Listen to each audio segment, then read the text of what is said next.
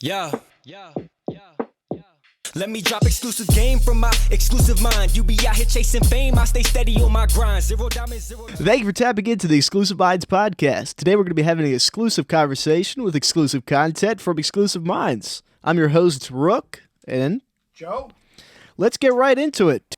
Yo, welcome back. Episode 22. Take number 2. Yeah. We Good morning. How's had it going? a little bit of a hardware hiccup, but we're back. So episode 22, and I think we've come loaded to bear with topics to talk about this time. So we probably won't be scrambling for words. Oh yeah, absolutely. We got a plethora of topics to talk about for sure. I mean, I guess the obvious one, we could both start off with the one I guess I was talking about coming in here. The what was it? The Oscars? I think it was the Oscars. Okay, yeah. so the Oscars, for those didn't see it.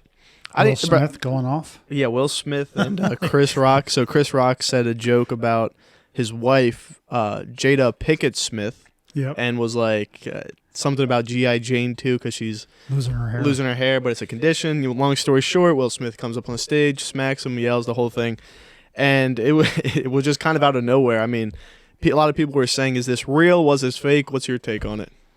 No, I mean, it was clearly real, right? Yeah, no, it was 1,000% I real. didn't see it. I wouldn't watch that crap if you paid me, right? I mean, seriously. So that's the thing, right? But yeah, so I of course, I wake up this morning and jump on Facebook or whatever, and boom, it's like the internet is just exploding with everything, and the memes are already out. I was like, oh my god, holy mackerel! It doesn't take these guys long. But yeah, it was something else. No, not at all. I mean, my whole thing with it. So if you watch the clip, which I did, I watched it a couple times, and like he says the joke. He says a couple jokes beforehand. It's just like the Oscars, like typical, like, whatever. They're just selling jokes, whatever. So he tells the joke, he's laughing, and then it pans to Jada, and she's like plain serious, stone cold, right? And then it pans back to Chris Rock, and then as Chris Rock's talking, he's like, oh, here he comes. And then you just see Will Smith like walking towards him, right? And then he slaps him, or it looks like a punch, like the way that his like stance was. Yeah, I think it was open. And so my whole thing with this is like, it's obviously real. I don't think even the Oscars would stoop that low. Like, this is supposed to be like a prestigious award. I mean, to be honest, like I didn't have like one inkling or 1 ounce of like, oh, I'm gonna tune the Oscars on. So, I could see why people would say it's real, right? Staged rather. But I mean, they're probably desperate for some PR, so they're getting it because the ratings have just tanked over the last bunch of years. But yeah, I don't. Honestly, it was real. I mean, I think he was. He's look. I guess it's probably a tough thing in the family, right? He talked about it, but yeah, he had no sense of humor for it at all. So to say the least. But. I know, and that's no jab to like Will Smith. Obviously, I love Will Smith. Not the biggest fan of Jada because of just like all the stuff that's happened over the past years with like the entanglement or whatever that BS crap was. It's all white noise, dude. Honestly. But the two kids are very talented. Jaden and Willow, those two are extremely talented, and the older son, he's in like production or something like that. But yeah, it was just crazy. I mean, I don't know. You got to have a sense of humor when you're coming to those type of things, I would imagine. But yeah, I don't know anyone that tuned it on. That's the way it's always been, right? There's always a comedian who hosts it. Yeah. When was the last time you heard of Chris Rock though? Like, what are these like? What they just like don't have anything going on. Like, I feel like I don't like no shot to him, but like I genuinely like don't know. Will Smith had. I'm trying to think. Chris Rock. I guess he hasn't done any movies lately. I always get him confused with the guy who does all the movies with The Rock. Kevin Hart. Kevin Hart. Yeah. I always kind of get them all mixed up. But yeah, so no, I guess he hasn't really done anything. I'm sure he does stand-up all the time, and you just don't see it, right? He's probably doing stand-up in Vegas or something and probably makes $1 gazillion. But Will Smith, on the other hand, he had, it was Denzel Washington or someone and maybe Tyler Perry trying to come over and calm him down. And one thing that my mom told me this morning, actually, we were kind of talking about it, was Denzel Washington was like, oh, you're at the peak of your life. Like, don't let like the devil try to come in or whatever. But the only thing that Will Smith really did within the past year that I've watched and was like thoroughly impressed with was that King Richard movie with Sierra. Sierra and Venus Williams, I think. Serena, yeah. But it was a great movie. I mean, those two are incredible athletes. I saw the whole thing. I was very impressed. But yeah, I don't know. I guess that's about it for that topic. Yeah, I mean, it is what it is. I don't know. At the end of the day, we'll never know, I guess, if it's true or false, but I'm leaning more towards I mean, there's no doubt. I mean, why the hell would... I mean, seriously, why would... no, it was real. I mean, it was absolutely real. I don't think there's any doubt about it, but It's the Oscars. It's Hollywood. Who freaking cares? No, absolutely. Oh, is it a Marvel movie? That I don't care. Right. No, for sure. I mean, no, not this. Kind of going a Batman movie, and I did see the Batman, by the way. Did you? Yes. Yeah, great movie, right? Oh yeah, we talked about it last week. Jeez, Well, it was a great movie. Losing my mind. No, it was a great movie. No, man. I don't know. It was a fantastic movie. 2 weeks after I've seen it, and I'm still kind of like, damn, was it a good movie or was it just kind of not a great movie? And it was probably pretty. I mean, I enjoyed it, so I mean, that's really the test of a movie, right? Yeah, I mean, people were saying it's a little bit slower like, pace. I didn't leave there and go, God damn, my life! I just wasted 3 hours of my life, right? It was decent. So. I really enjoyed it. Because it was like a slower paced movie, detective based, kind of like, I don't know. It was more like grunge versus the like traditional, I guess, like badass approach that Christopher Nolan went with, but I really enjoyed it. So I remember last week we talked, or maybe 2 weeks ago, we talked about the Mr. Beast going on Joe Rogan thing. Yep. And kind of looking back on that, I got some feedback, and it was just kind of like a resemblance to almost our show. Like we had we're not comparing ourselves to Joe Rogan and Mr. Beast, but like the two different like eras coming together in like a media, and you could tell when like Mr. Beast would say something about YouTubers like Joe Rogan, like he would be like, well, I don't know what that means. Yeah. You know what I mean? But it also goes to show that we're also looking at what I think could be the change of media as well, because we talked about Mr. Beast and he had that Squid Games reenactment. Going back to the Grammys or the Oscars or whatever, like what if almost not like YouTubers, but like social media people came together and did that in their own separate event, because they don't get too much. That's more like the traditional route versus like, I guess, like influencers and that whole spectrum of like social content creators so don't have something about like they could almost come YouTuber together. Oscars or something. Sure, I mean something like that. It's like probably only a matter of time before it happens. It seems like it's just kind of the way of the world. I mean, I feel like that would be more, I guess, I'd like to think that a lot of these guys who made their fame, like doing jokes and stuff like that, would just completely trash on it and dump on it. Like the concept. I mean, seriously, it's kind of anti. I mean, everything matures and then, it becomes. As soon as it turns into a real legit business, then people start to do the award show and the circle jerks and stuff like that. And I they're gonna be like PR friendly. It just, I mean, right now it seems kind of counterculture to the whole YouTuber scene that. Maybe it won't happen, but eventually. I mean, they do it for gaming, right? I mean, they have formal gaming award shows, but they're not even as stuff. Popular. I mean, no, but you know, everything starts. They should integrate. That would be dope if we seen like some sort of gaming and the content creator side of things like come together and like that would be super dope. I feel like that would bring a lot of attention to it. I wanted to get Hayden on here because so Joe has bees, right? Yes. Okay. I have been arguing with Hayden about Hayden's a vegan, by the way, about bees and the honey. Does honey kill bees or something, or is it just like vegans and because he doesn't eat honey, right? Yeah, I wanted to get him on to talk about it, but he's in school unfortunately right now. So maybe next week we could save that. I mean, I've had some conversations with him, and I don't get it. I mean, he's like, it hurts the bees, and I'm like, dude, it doesn't really. He says it hurts the bees. And then there's another one that we just came up with, and this is when I texted you that same day. We were talking about eggs, because eggs come from a chicken or a rooster or whatever. Yep. And so I looked it up, and it says, generally speaking, eggs are not vegan because they are farmed from an animal and consumed by humans. However, some people argue that cruelty-free eggs and ethically sourced eggs are acceptable because hens produce the eggs naturally. Many vegetarians eat eggs for this reason. So that could be like an interesting kind of topic to get into. Let's save it. I mean, we can talk to him when he gets on, because I mean, there's I don't know the difference between vegans and vegetarians. And there's a whole briefly kind of know about it. There's a whole bunch of different classifications and certain things you can't eat. But let's save that. We can talk to him, because I mean, I'm always interested in. I think it's funny. Yeah, the bee thing. I don't. Well, because the bee thing, it kind of directly goes with you. Like you obviously. I mean, in theory, right? The bees store the honey to eat it, right? So over the winter, they'll eat their own honey and stuff like that. So I guess you could break it down and say that you're stealing their food, and they could struggle because of it. And there's some truth to that. But if you're a decent beekeeper, right, you're not, you know what you're doing, right? Yeah. So you're going to either keep some supplementing supply. them with some other food, or you're not taking all of the honey so that they starve and die, right? So it's not harmful. I mean, is if you do it right. Is PA like a big bee area? Yes, it is, because I always feel like I see like those tubs like in farms or something like that. Yeah, I mean it's fairly big here. Yeah, okay. So I got a bunch of things. I don't know where you want to start. Start with the Starbucks thing, with the New York. We just talked about that last episode. Last week I traveled. I was up in New York City for the first time in 2.5 years, live and in person. Dope. So took Amtrak up and spent the day up there. And it was kind of, I'll tell you what, it was crowded. I mean, I went up to Times Square, and I think Times Square had lighter traffic than it normally would have on otherwise pre-COVID, right. But there was still a shit ton of people up there, and the freaking train was packed. And this is on a Tuesday. I thought you said you only had like 30% capacity. So I don't know what the deal was, dude. I went online and it said, only 20% of the tickets were ordered. I get on the train, right, and in Parksburg, there's nobody on the train, and I'm thinking, okay, this is gonna be all right. By the time I got to Philly, it was slammed. And the way back was the same thing. It was slammed. So is it one of those trains where you could like walk around and like pick your different, like rearrange your seat location? Or okay, so maybe like people like ordered it in like a busier side and just walk down to your side. But section. it was crazy, and there was a fair amount of activity up in the city. Right, took the subway.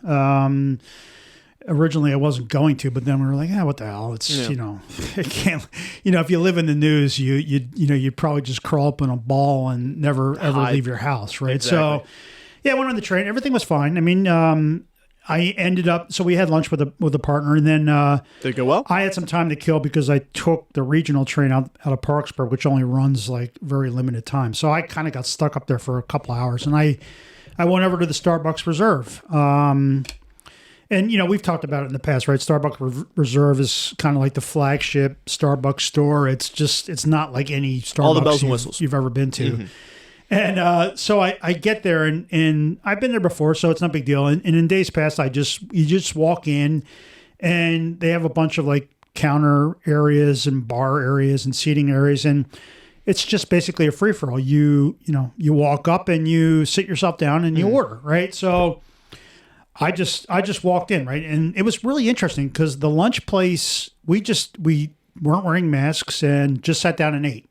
No one asked a question. Okay. Starbucks, you had to show your vaccination I was going to say, card. so that's my next question going to be. And that was the only place up in New York that I ran into where they actually made you show your vaccination card. But is that right? Really? Made me show the vaccination card. So I showed it to the guy at the door, and then I just walked in and I walked right up to the counter area that we've sat at before, and just sat down and whipped out my laptop and was going to do some work. And it was weird. I didn't notice it, but a couple people kind of just looked at me a little funny, and I didn't even think twice about it. And then I'm sitting there, and the guy, like the Starbucks people, are kind of looking at me like quizzical, like, how do we handle this, right? And didn't think twice, and the guy just came over and handed me a menu, and I ordered a drink and a piece of cheesecake, right? And was kind of having at it.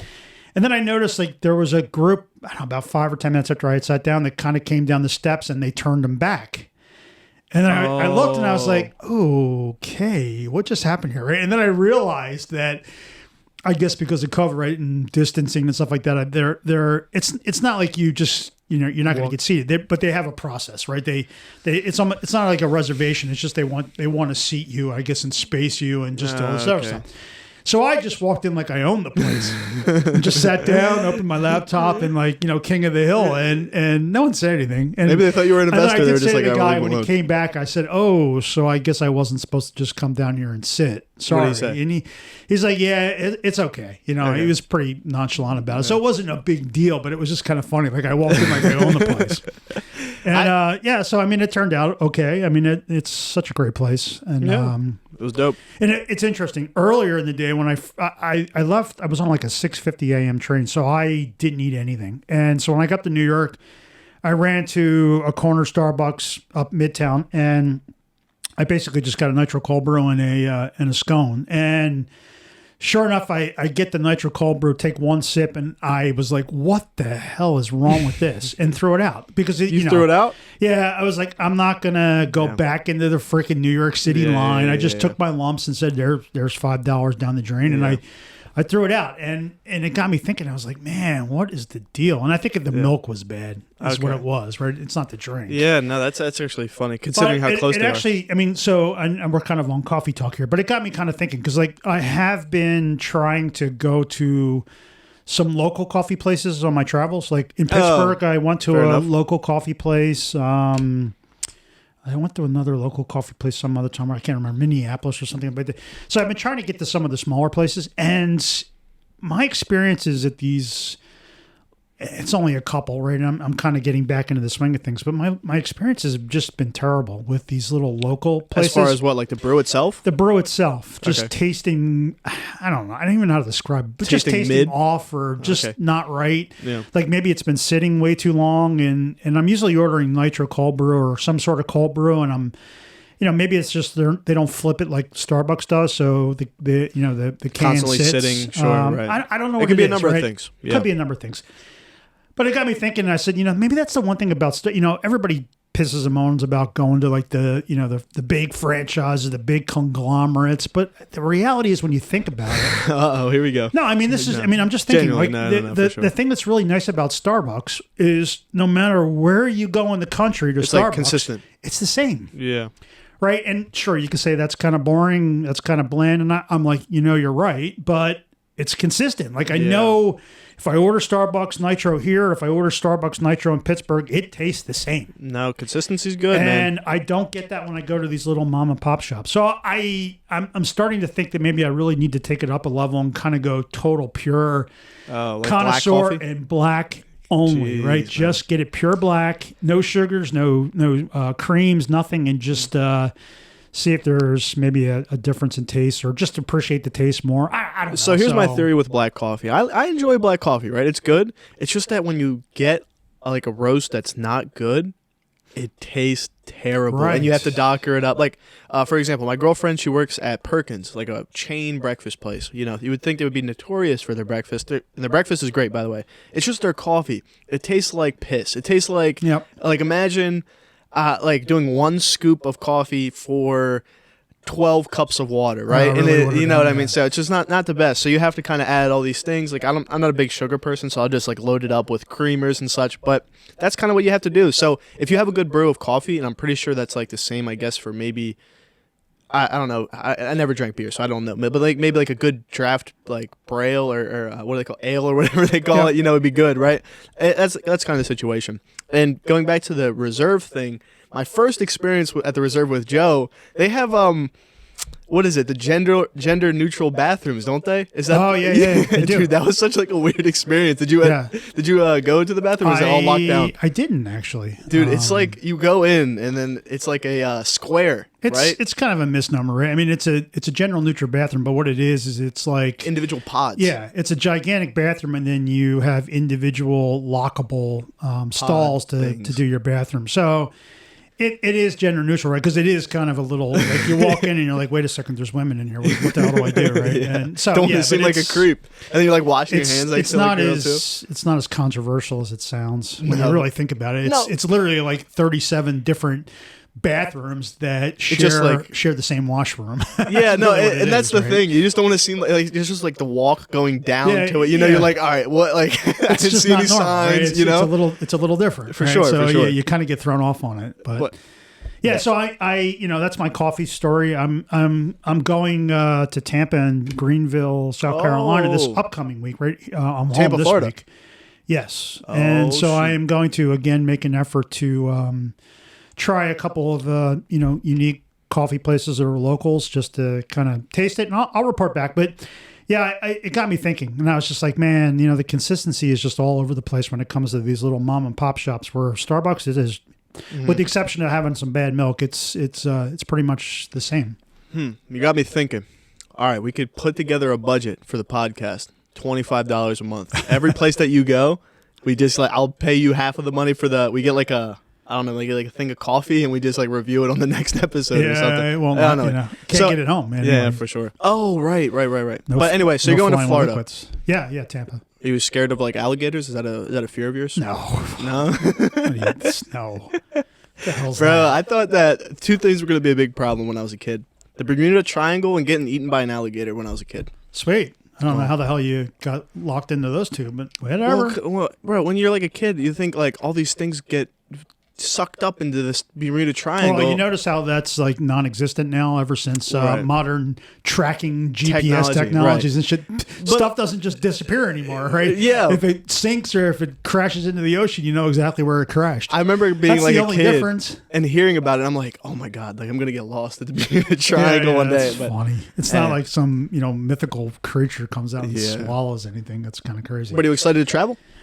Kind of getting bored of it already? Well, so I mean, the last month I've been just going full out. If you think about it, I've been traveling pretty much every week. So I'll tell you, it's like everything. It kind of ebbs and flows. Like sometimes I go, man, this is fun, and then I go, man, this sucks. So it is what it is. I mean, I'm kind of glad to be getting back out and about and.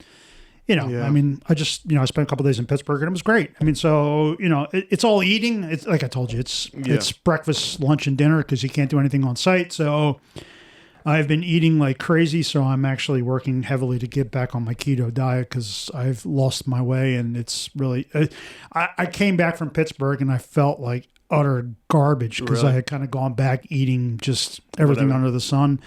And I'm like, man, I can't do it. It's amazing. I mean, I never really paid attention to it, but this trip really kind of broke my back. I hear mixed reviews on keto. Do you like keto or like? Because I hear like it's great until it's not great. Like when you're done, and then it's just like you kind of eat the carbs and then everything comes back. Is that true? I don't think so. Well, I mean, if it's like any diet, if you get off the diet, right, you're subject to kind of just going right back. I mean, you know me, right? I've been doing this for a long time. 2.5, 3 years, well, just before COVID, and have pretty much maintained keeping the weight off, which for me was the biggest challenge, right? It's easy to kind of drop 10 or 15 pounds on a diet, and then as soon as you get off the diet, you gain that 15 pounds back almost overnight, right? So, I mean, keto, I have maintained and kept it off, and of course, I also bike like a madman, but yeah, I don't know. So, I mean, I just felt like shit. I mean, you kind of know, right? And I know it was food related. It was, the food coma, it was drinking some red wine, whatever it might be. It was just, I felt like shit. So I got home Friday and I was just like, you know what, man, I need to go hardcore back. And the biggest challenge with keto, especially with traveling, is finding foods, right? I mean, and maintaining that discipline. So keto's no carbs, right? Just all around no carbs. Yeah, for the most part, few as humanly possible, right? You want more fats than proteins, and definitely no carbs. To enter the state of ketosis. Yep. Sweet. Yeah, and then so I mean, I've it's not like I haven't traveled before under keto and been successful. So I'll work on it, and I'll get back into some other things. So when you're going to Pittsburgh, are you flying to Pittsburgh or are you driving there? Because I know it's like a 4-hour drive or 5-hour drive. Okay, all right. Yeah, I mean, it's funny. I guess 4 or 5 hours is sort of the tipping point between driving and flying. Well, if you don't have to and the company's paying for it, I would fly in every day of the week. Well, I mean, yeah, but I mean, one thing goes wrong, like one thunderstorm and your flight gets canceled, and then, all of a sudden you wish you had driven, right? So 4 or 5 hours is kind of the tipping point, because if you think about it, right, You're killing 90 minutes on the front end of the trip and 90 minutes on the back end of the trip, just getting to the airport and getting out. So you almost kill 3 hours just by the act of flying, let alone the actual flight time. So it's a balance act. Yeah, no, for sure. I mean, I'm not a big car person in general. Like we went to Vermont, like we said, like a few months back, and that was, I'm trying to think, maybe 5 hours. And that's kind of like the point where, as like you said, I'm just kind of like getting uncomfortable. I'm terrible in the car. Always been terrible in the car. When these people are talking about driving to Florida, I would be like, hey, I'll see you there in 2 hours. Get on a plane. Yeah. Hasta luego. I mean, I've put in some marathon drive. I'm trying to think. The farthest I've ever driven, like I've driven to Richmond, Virginia and back the same day. I had a meeting down there, and I was like, God. And it was like it was a meeting, and I had something else canceled, and I was like, do I stay overnight and come back the following morning, or do I just freaking get in the car and just go back? So that's 3.5, 4 hours each direction. So I mean, that's a commitment, but it wasn't. I've driven down just north of Charlotte, North Carolina. That was like 7 or 8 hours, and I've driven up to New England, right? Boston and north of Boston. Yeah, some people are built for the car, man. They could drive it, or they not by choice, just like you could do it. I mean, I'm obviously I'm a car guy, and that extends to actually as long as I'm driving, right? Okay, yeah, fair enough. If I'm not driving, I'm not a good passenger. Yeah, I don't know. I can't drive if I were to drive like in New York City or like LA where it's super congested, I would have. Well, that'll shorten your lifespan. Yeah, that just is. ridiculous. Just not worth it. Not worth it at all. So I do have I guess another travel related story, and it's kind of Yeezy related. So Yeezy related. Yeah, you got the white ones here. Or? Yeah, the beige 350 V2s on the table here. You can't see them, but I won those last week, I guess. We've just been lying to our audience the whole time. Like you said, we got the other ones. We're just lying about collecting. Like, oh, by the way, there's a Bugatti Chiron here. I wish. But no, we definitely have the V2s, and so I'm in Pittsburgh, and we're having a partner dinner, a customer dinner, at a really high-end steak place. I think it's Eddie V's in Pittsburgh. For those that know, I heard of that. It's an upscale. I mean, it's a nice place. And we're at a table with 9 people, customers, just talking. And I don't even remember how Yeezys came up, but I go, I'm wearing a pair, right? And I'm proud because I wear my black V2 or 350s all the time on traveling, and I love them because they're comfortable as crap. But I had them on, so of course I'm showing them, and the guy next to me, who's probably in his maybe early 30s, maybe. Okay. He's like, "Oh my God, he's a huge sneaker guy, as it turns out, right?" He's talking, and he's like, "Oh, I got all these, I got Yeezys and stuff like that," and it was kind of an interesting conversation, not so much for the shoes, but he kind of called me. He didn't do it intentionally, but and it wasn't like, nasty, but he called me out and said, "Do you listen to the music?" Oh shit, here we go. And I scratched my head, and at first I was like, no. And and then it became kind of a thing about like, he actually didn't even say it. It was more in my head like, oh man, am I a poser? Or am I, like, is this wrong that I don't? Like the people wearing the band shirts. You have to listen to Yeezy music to, be able to partake in the shoes. And I kind of dwelled on it a little bit, and I was like, oh, this dude just called me out. Like, I'm fake. And I'm like, the rebuttal. Holy Christ. And I'm like, maybe, I don't know, maybe the original pair of shoes I probably bought because you and Michael and Mario had them. And I was like, let me check out what all this hype's about, right? And you loved them. But I do. I love the shoes, and I wear them, and I love the shoes. And then I started thinking about it. I was like, well, holy Christ, if you buy a pair of Jordans, does that mean you got to play in the NBA, right? It's the same process. Well, right, I see. Do you have to play organized basketball to wear a pair of Jordans? Yeah, I could see the same argument. I see, though. It's funny because whenever like you see like someone wearing like a girl wearing like the Led Zeppelin shirt, you're like, oh, she doesn't listen to Led Zeppelin. You know what I mean? Or like, so I guess the same argument could be made there. However, that's actually funny that came up in conversation. So what was like you just were like, oh no, I'm not like a big fan of his music. I just like the clothing stuff. No, so I said no, I really don't listen to his music, but I did watch the Ye and Drake Amazon video, and they all like just laughing, and I was like, so earlier this week it's Monday, right? So I said to myself over the weekend, I was like, you know what? I said, screw this. I am going to make the effort over the next week or two. Okay. I'm going to listen to at least one of his albums. Great. Listen to My Beautiful Dark Twisted Fantasy. I forget. I think that's the name of the whole thing. I genuinely forget, but I think that's the name of it. It's the one with the red cover. Okay, it's a fantastic album. Yeah, I mean, or just college drop. I mean, any of his earlier stuff's fantastic. His later stuff, the Donda stuff, that's like very good. It's more higher production. Yep. So I mean, just a number of things, but you'll figure it out. Yeah. So then you won't be called a poser. I am committing to. I don't know if I'll get it done this week, but sometime between now and while I'm traveling next week, I am going to listen to at least one or maybe two albums just to. At least say I've listened to the music. I might not like it, but hey, whatever. I was like, but it was really just, it was one of those things. It was cool that the shoes were like a conversation point for quite some time. Dope. And, he was getting into this whole thing about, I got like $20,000 worth of shoes and talking, and then as soon as it gets past Yeezys, we talked about this, I kind of get lost in.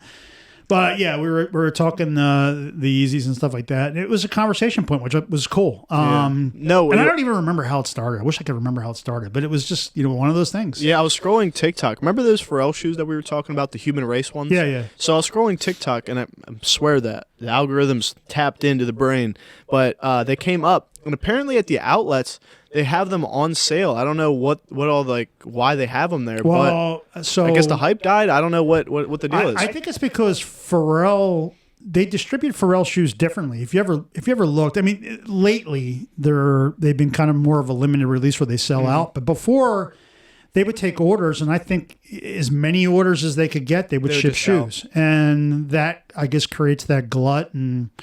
That's probably why, they have a lot, because they had like every single like newer pair, like from like maybe like the past collection, red, blue, gray, all the neutral colors as well. I think Pharrell takes orders, and then they say, well, okay, we got orders for 100,000 shoes. We'll make 150,000 for the overruns, and that's why they end up in the things where I think Yeezy, like, okay, we've got 100,000 orders. We make 100,000 shoes exactly. Yeah. Or actually, it's like we have 75,000 shoes. We'll open it up, and as soon as they're sold out, right? And they know, I guess, where their hype level is going to be and how many orders they can expect, and they always either just get it right on the nose or they undercut it just to create that artificial demand. We talked about this, right? Yeah, it's just that scarcity and stuff, and I don't think Pharrell does that as much. Yeah, and unironically, my mom this morning, we were talking, and she was like, hey, by the way, I'm going out to the outlets to get something for a gift for somebody. And I was like, I might go tag along to go see them, because it would be interesting. But I did see the price tag on some of them. They're selling them in the store for $300, which online they're $200. Oh, so they're marking them up at the outlet so that when you have the 50% discount, it's not really a discount. Exactly. That's horse shit. So, yeah, I'll report back with a full report. But, before we continue to your next topic, did you end up doing any research about the ape, the guy that took the loan out for the ape coin or anything like that? No. Oh, okay. We'll have to get back with that. I did. Because I did see it, and apparently it was legit. I do. My next topic is to talk crypto. But before we do that, so I'm trying to think if there's anything else on the Yeezy front. But no, it was just cool that, the shoes turned out to be a conversation point, and the audience, wasn't 20-somethings. It was older dudes. But, people, it's funny. I mean, obviously people in my crowd were like, what the hell is he getting all excited about over a pair of freaking shoes? And I'm like, Did you tell me you had the hoodie as well? I did. Yeah. Yeah. We got into a conversation about it, and I was like, I'm kind of all in on the at least the clothing side of things, maybe not the music side of things. Mm-hmm, for sure. But it was funny. I was like, oh man, he called me out, and I was it's been sticking at me for the last couple of days. I'm like, son of a, and I was like, what the hell, man? Joe got that imposter syndrome going. Yeah, well, that's not true. I like the shoes. I really do. I truly, truly appreciate the shoes. Yeah, I mean, shit, you have all the different models. Except for the boots. I'm actually starting to build up quite the collection. You are. And then it's funny. These came in on Friday, and I was hiding them from my wife because the day before, and in fairness to Walmart, since I need to make a correction to our last podcast, right? They actually delivered my Xbox X or Series X. They delivered it? It came. Yeah, it's right there. Oh. Yeah. So it took them like 10 days to ship it. From the first time they said they were shipping it, but they came through. They delivered. So I mean, kudos to Walmart. I didn't cancel the order. I think that it almost struck me that's what they were hoping what people would do. People would cancel it? Like they opened the orders up, they took a shit ton of orders, and then they said, we're shipping it up. It's delayed. And I think they hoped a lot of people would just cancel, and I didn't. Yeah, you stuck through. I mean, to be fair, seeing it in person, it doesn't look as bad as online. Online, they make it look like, oh, this is like a mini fridge for your house or something. It doesn't look bad. It actually takes up less space than I think the original Xbox. So vertically, yeah. I guess you could stand these ones up vertically. It's nice. I like it. It is freaking like, fast. Like sleek. Holy shit. Wait, so does your progress save from it transferred? Yes. Sweet. Yeah, well, because good. I guess everything's now saved on the cloud, right? So the almighty cloud. Yeah, all I had to do was reinstall the game fresh, and it immediately, as soon as I logged into my profile, it carried over my Dying Light spot. Good deal. And so I mean, I just installed it fresh, 4K, 60. This TV's a shitty one, so it's only 60 hertz.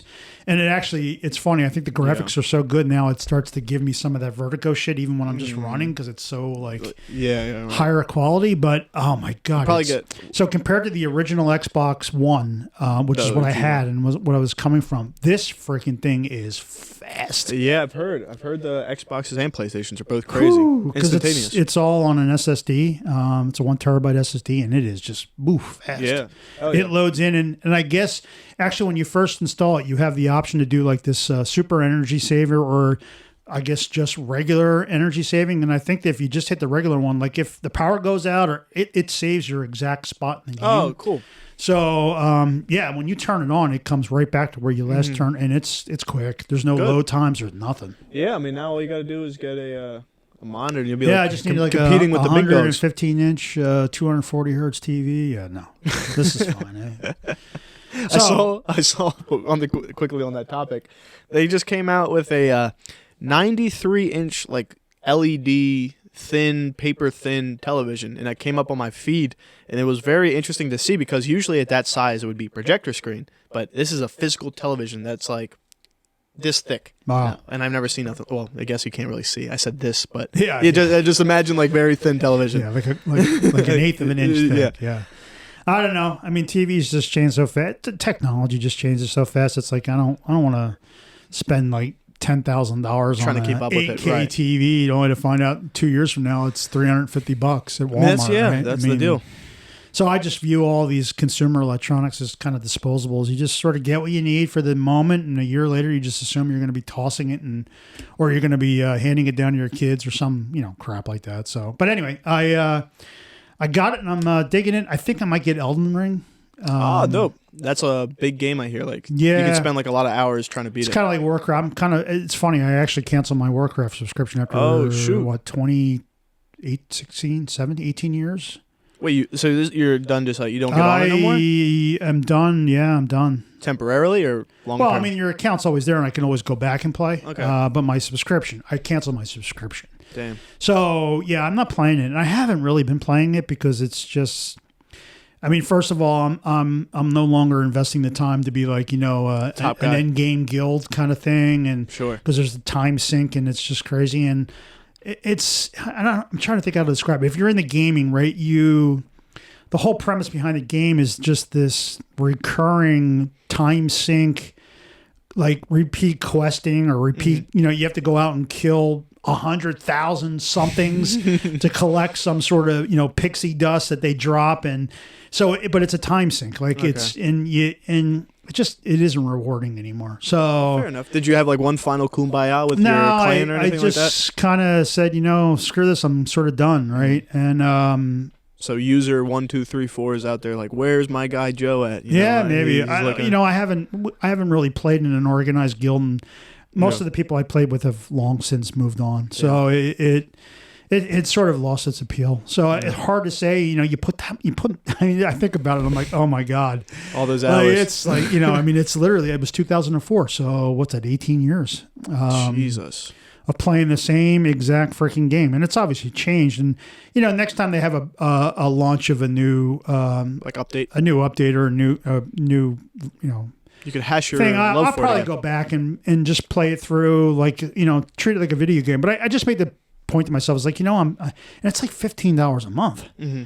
And I'm like, Christ, I'm just going to, Elden Ring $60 and there's no recurring subscription fee. So real quick, just on that topic, can you buy a year and save money, or is it all just it's just straight 15 every single month? You can prepay a year, and I think it's like $75, which comes out to, is it $75? No, it's every 6 months. So it's, instead of being like $15 a month, it's like $11 a month or something like that. So it's a little bit of a discount, but still, I mean, it's there's just a huge disconnect when you say you have to pay to play a game. It's just well, I guess you pay anyway, the $60 initially, but it's just crazy to hear you have to have a membership. It almost makes it exclusive, especially in today's world of free to play games like Warzone or Apex or something like that. It's just wild that they still have that. And if you're playing, back in the day, right, I was playing Warcraft every day. Well, right, you said 18 years ago. Every day. Now, if I play a couple times a month, just kind of get on, just, run around, see what's going on. So I was like, you know what, screw this. I'm just not gonna keep doing this. And so now I'm just playing on the Xbox. I've kind of committed. Well, obviously, I've committed to the Xbox now, and I'll just pick up some games and I'll just play them. And the nice thing is, you can sit down for 35 minutes, an hour, or 2 hours, whatever it might be, just play and turn it off. And if I don't come back for a week, it's right where I left it, and I'm not impacted by the fact that all my playing buddies are 6 days into collecting whatever it is that you need to collect, and they're way ahead of me. There's no race that I have to feel mentally committed to. It's just, hey, you move at your own pace, right? It's perfect. So for me, it's perfect. So no, Elden Ring's dope. I mean, I have to give a massive, even though that's not my style of game, I got to give a huge prop to Elden Ring and the Borderlands game that just came out. I forget the name of it. But the reason I'm giving props is because the bar is set so low now for gaming that those are like the two games that came out in the recent years that came out at launch like a finished product, and they're not charging microtransactions for skins or anything like that. I feel like we've seen this with, for example, look at Halo or look at Call of Duty, right? You pay, well, Halo is free, so you get on Halo, and it's a pretty good game, but it's like a childhood game for most people, and you get on and it's the same thing over and over again. Since launch, they haven't had any huge updates. We're playing the same maps over and over again, and the player base died tremendously. I couldn't even tell you the last thing that's going on with Halo. They don't have no battle royale. They have everything, every single part lined up for a battle royale. You know, you have the active camo, you have the guns, the people, the attach, like, you know, you could set it up so they would have a fantastic game for longevity. They just don't have it, and they haven't updated it, and they kind of fell off. I mean, same thing for COD. I think they're at a turning point we talked about a few weeks ago. Sorry for boring people, but it's just like longevity and that consistency for a game. The bar is set so low now where, like, I feel like Elden Ring did it correctly. On the first day of the launch, they had everything lined up. I feel like... Yeah, it's kind of interesting because, I mean, I guess it's a double-edged sword if you think about it, right? So, I mean, as a game designer or a studio, it's really... I mean, I think that, like, Elden Ring, where you just kind of get it, play it, you don't have to pay monthly or any microtransaction fees, is going to be super, super rare going forward because, I mean, that was kind of the hook for Warcraft, and it's probably a hook for, I mean, like, you know, I know Noah plays Roblox, and the hook is he's got all this microtransaction investment in these, you know, like skins that maybe not a lot of people have. And so you kind of become right. You kind of become committed to it. I mean, it's the same thing with Warcraft, right? I mean, you over the course of time, I've collected a lot of things, and I've actually bought a couple of things, not a lot, but like you can buy mounts and flying things and stuff, and you know, you're like, oh god, you know, you're kind of committed to it just because of this investment. So think about the time, like maybe let's say 18 years ago when you started playing, you probably have an item from like season 1 or whatever they call it that players nowadays logging in are like, whoa, look at this guy, like I wasn't even, you know what I'm saying? Exactly, right? I do have that stuff. Right? So it's like it kind of gives you a sense of like what do they call it? Like a rep. Well, here's the big problem though: is credibility.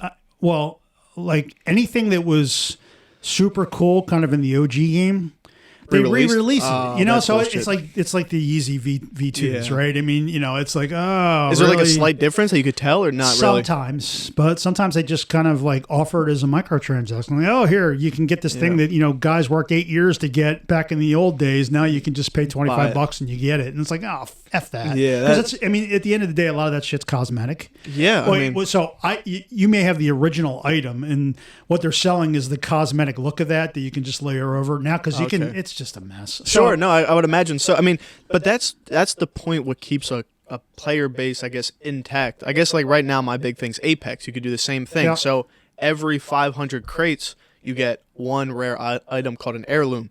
You could buy one crate for like $1, so you could spend $500 to get that one item. Or over the course of playing the game, you know, like way back in like season 1 when it first came out, you know, you would just have to unlock it by just playing the game time after time again. It's the same concept. I mean, the other thing that I think Warcraft definitely has, and all of these games are going to have long term, is when Warcraft was first out, right in 2004, it was really, really, truly one of the first what I'll call social games. Okay. If you think about it, right? You know, you did the guilds in 2004. There weren't any of these multiplayers out, unless like what Club Penguin or something. Exactly. Literally something like that. There were very, very few of these multiplayer games, right? So that, you know, they had an early lead in kind of creating community, and you know, once you actually play with some people that you've never met, but you communicate with on, you know, whatever it is, Discord or TeamSpeak at the time, and whatever it might have been, right? TeamSpeak. You get a rapport, and you know, you have to play, right? Yeah. So, but now every freaking game on the planet is multiplayer, so you've got, you know, everybody's got an avenue to play with their buddies on whatever the latest game is, and as soon as you kind of bore with it, you move on to the next game with all of your buddies, and you maintain that social without the actual game being the foundation for that. I would definitely say that's like a pioneer game for that, because like 2004, I'm trying to think of the games out of time. Like Call of Duty wasn't out. Like they were out, but it was more single player, campaign based. It wasn't. Yeah, I mean,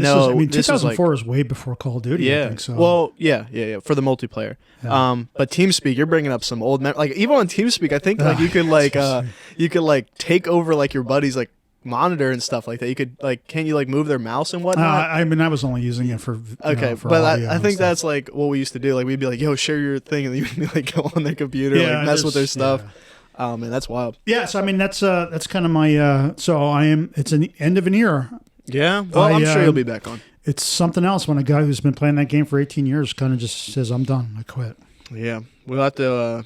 I don't know. Like I said, one final kumbaya. I'll pour one out and call it a day. So I'm moving on. I've been playing a lot of Dying Light. Obviously we talked about that, so I won't bore anybody with it. But yeah, the new 4K and the 60 hertz and all this other stuff. Yeah. It's You're funny. feeling official over here because it's a intensive motion kind of game, right? You're running around as a guy and you're on buildings and stuff like that. I'm like, damn, I thought the vertigo was sick before. Now it's like even up a notch because it's all 4K and it's clean and it's quick. I would imagine so. I mean, I like I said, it's not my style of game, but I've seen you play and like some people on YouTube, and it looks great. Yeah. I got one more thing, and then I'll throw it over to you. So, did you see that there was a Meta fashion show on Decentraland? I did not. No, you got me on this one. I haven't seen it. So I only caught it, I think, on social media. It kind of came up as like a sponsored ad, and it was a legit. Oh, you know what it was? It was Chevy.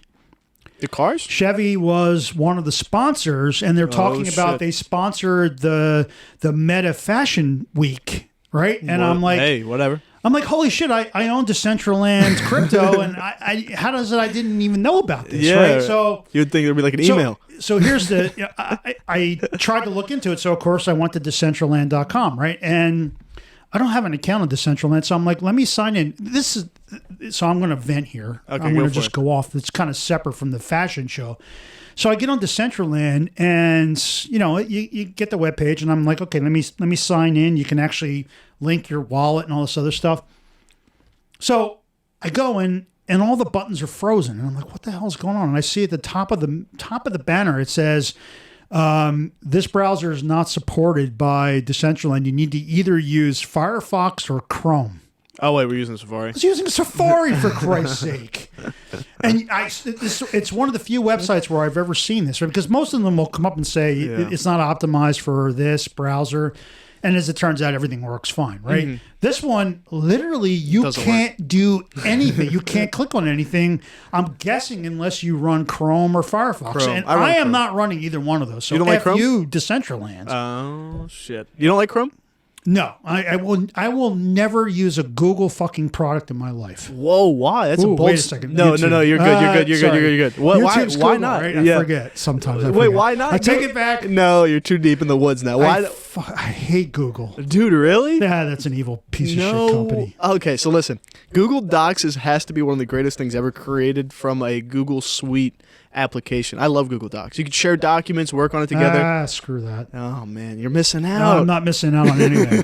Microsoft Office all the way. And I'm not a big fan of Microsoft, but their products are much better. Anyway, so but my point was, how the hell do you lock it into two specific browsers? Yeah, I don't know. And I am assuming, and again, this could be the conspiracy theorist in me, is they're saying that because Google Chrome and Firefox probably have laxer privacy features and functionalities than Safari. I'm assuming that's the reason why you can't use Safari, because Safari's maxed out on the privacy bullshit. Yeah, I'm not too sure. You're probably hit the nail right on the head there. But I would say the last thing on that topic of kind of cross-platforming things is this is yesterday, we were at Dairy Queen, and they don't accept Amex or Discovery. And I'm still confused at the fact that they so in your case it would be not letting you use Safari. Why don't businesses take these cards, or why don't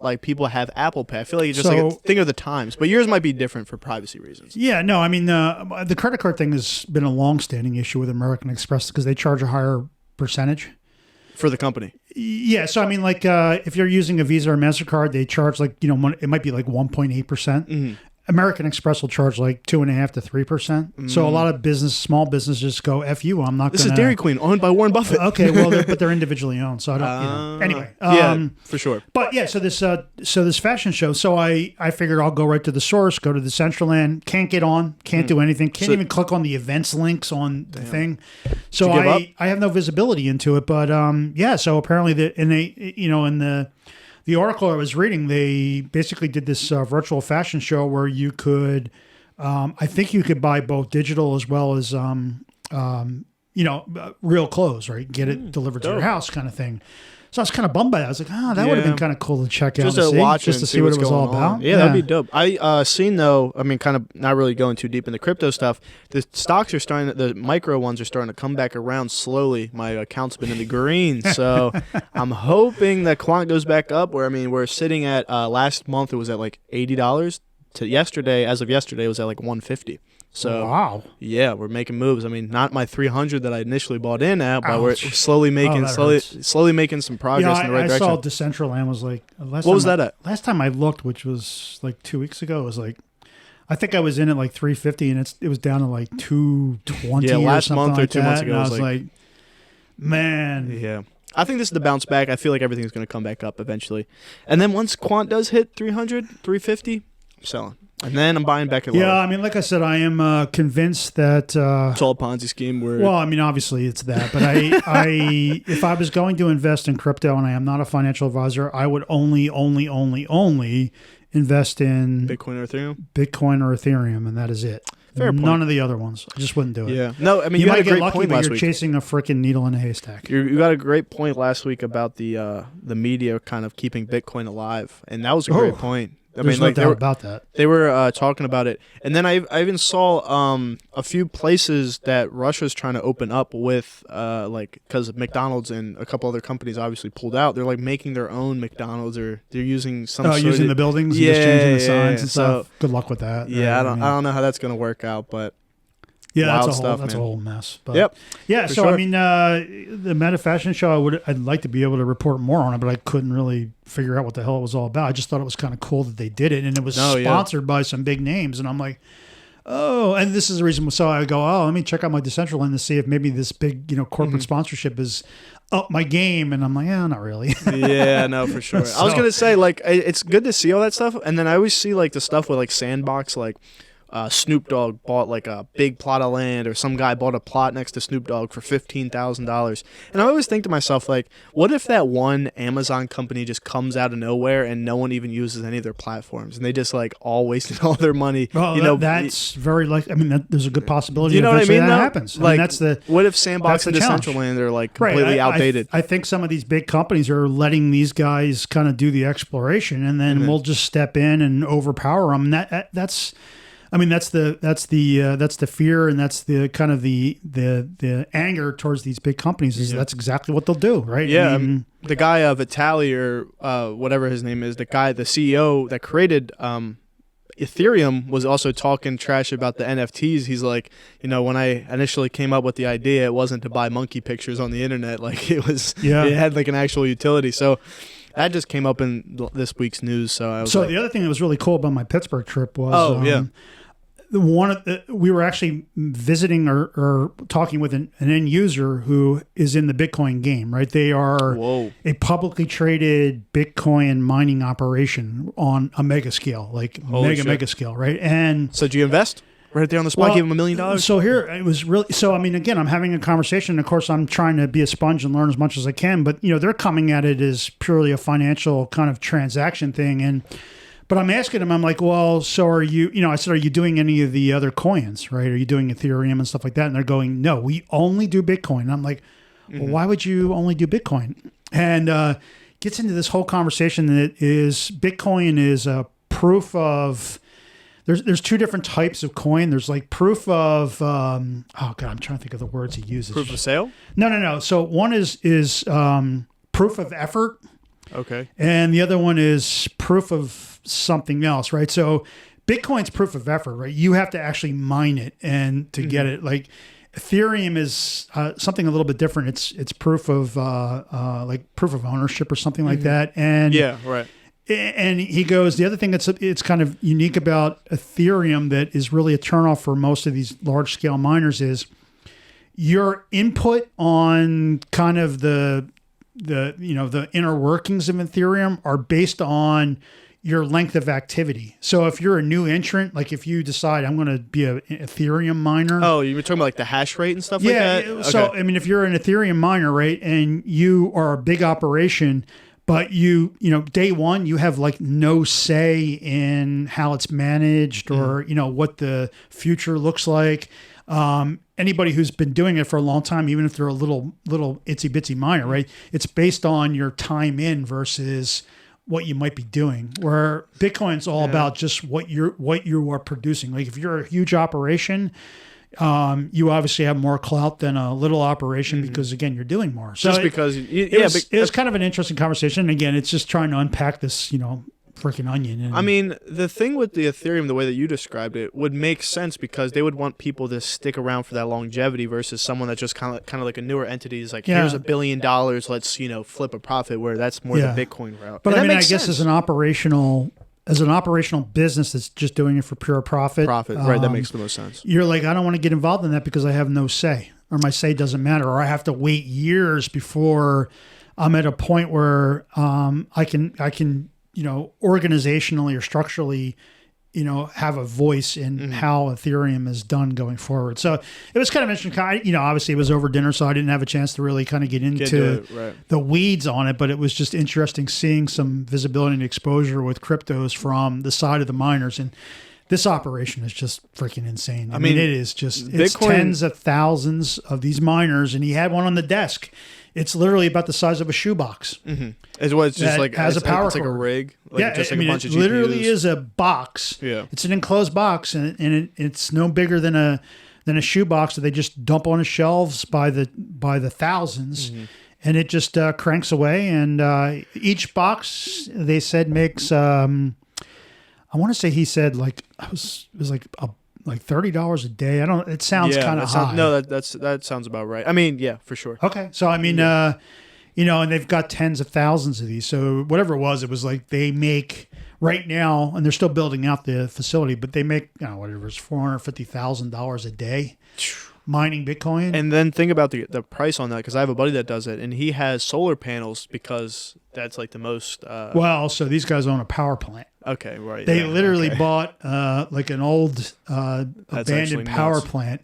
So I mean, that's the kind of sick thing, right? That's operational. Like they may be making $450,000 in Bitcoin a day, but they're paying all this $400,000. Yeah. So what are we profiting? But no, they go because there's no transmission. Like so, if you electricity, right? There is a rate for the actual electricity, and then there's a rate for distribution. If you ever look at your bill.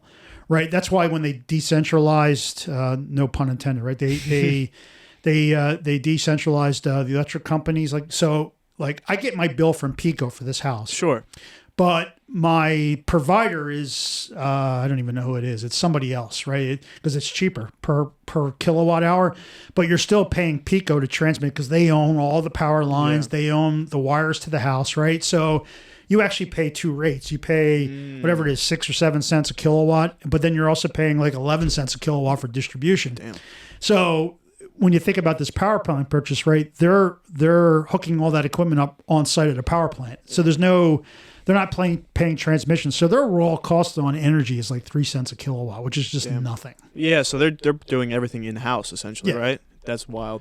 Yeah. I mean, more power to them, I guess, literally and metaphorically. It's kind of wild and stuff. No, that's sweet. I mean, it's always interesting talking about someone. That's we are on the hour mark, and I think I monopolized all of the topics. Did you have anything? No, I mean that's basically it. I mean, when I saw that Will Smith thing yesterday, I was like, oh yeah, we could spend a good. We probably could, but it's just that's basically it. I agree. I mean, like I said, I don't people problems. I don't know anyone that watched it, and those shows are kind of going down the. I mean, if I smacked someone for calling my wife something, I'd get thrown in jail and stuff like that. And but whatever. Hey man, no, it was a good episode. This one flew by. My ass kicked by that dude, but no, it's good. I don't know. Anyway, who cares? It's white noise. But yeah, so I guess we'll put a wrap on episode 22 and catch you next week. Sweet. Awesome. Thanks everyone. Take it easy. Later.